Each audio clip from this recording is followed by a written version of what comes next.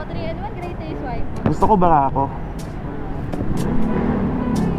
Pero mas gusto kita. Di na ko magtatalo ang isip kong gusto kita. Kitang-kita ko rin. Sana all. Ano yan, bibigyan? Ha? Bigyan nga kita nito. Sukatin mo to.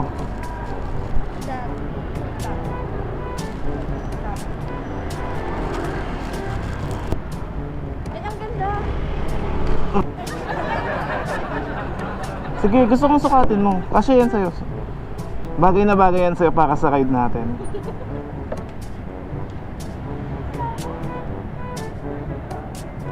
Ay, di, sakto. Okay. Oh, my angel, angel, baby, angel, you're my. Bagay na bagay nga. Sabi ko na nga eh, bagay na bagay nga tayo. Nag-iisip mo.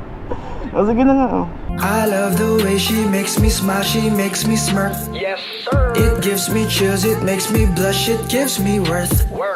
And I can see her winning the Miss Universe. And if heaven does exist, it will most probably look like her. Yeah. I love the way she makes me smile, she makes me smirk. Yes, sir. It gives me chills, it makes me blush, it gives me worth. And I can see her winning the Miss Universe. Tinitesting ko lang yung comms. Kinig mo ako. Oo. Rilig na rilig.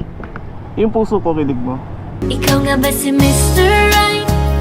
Ikaw nga ba love of my life? Ikaw nga ba ang light? Gago! Okay na, basta kinig mo ako. Oo. Mukhang nag-enjoy ka sa Mindoro. Ang ganda. Oo naman. Ha? Madami kayo. Nakikita ko kasi sa mga post, sa mga kapwa-vlog. Oo, madami. Madami kami napuntahan. Alam mo, higit na higit ko. Sabi ko sa'yo, sumama ka sa akin eh. So ayun guys, ilang beses ko na siyang pinilit na sumama. Kaso ayaw niya sumama. Ewan ko bakit. Mas gusto niya magbantay dun sa tindahan. Ikaw pahila-hila ka pa kayo yung step ko So, enjoy ka. Ganda. Maganda naman talaga si Step, pero content lang din yun. Content. Maganda. Eh, maganda yung dagat, oo. Pero mas maganda ka nga dun. Sino mas cute? Ako si Step ko. Ikaw syempre mas cute.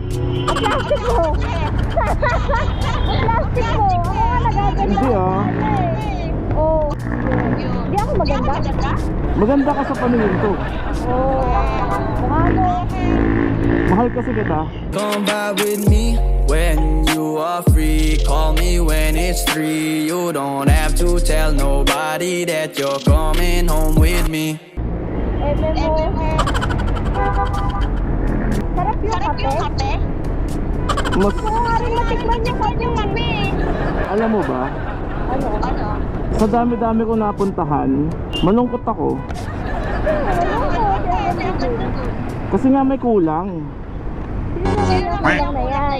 Sino ba yan? Ikaw nga. Kulang ka. Kulang kasi ako pag wala ka. Kulang ako kung wala ka. Di ako mabubuo kung di kita kasama. Nasanay na ako na lagi kang nariyan. Bars. Pag-ibig bars. Kikinigin pa ako. Ano? Okay lang. Patay naman ako sa pagmamahal mo.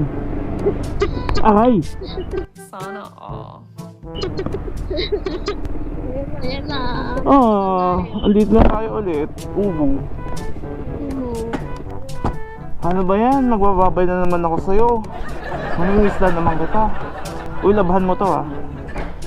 Mas masarap yan. Pero mas masarap din yung kape. Gago! Sige na, joke lang yun. Content lang yun. Bye bye. Na tayo. Alright, so yun guys, at dito natin tatapusin yung part 5 namin ni Ate Bea. Ayan, so uuwi na ako.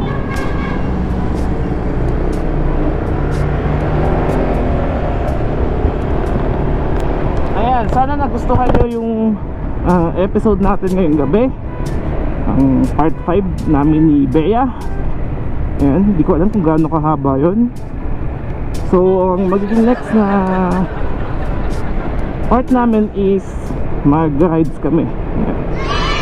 So, abangan nyo yan. Sana ano no, sana pinatawad nyo na ako sa pinagagawa ko. Content lang naman. So, ayun, alright. Tapusin na natin to. Masyado na mahaba yung video ko. So yun guys, kung nagustuhan nyo ulit ang aking or nagustuhan nyo ulit ang aking episode, huwag nyo kalimutan i-share, i-like, and subscribe. So kita-kits ulit sa next episode ng ating Libreng Sakay serye. So again, magandang gabi. Paalam, babush! Come by with me when you are free. Call me when it's 3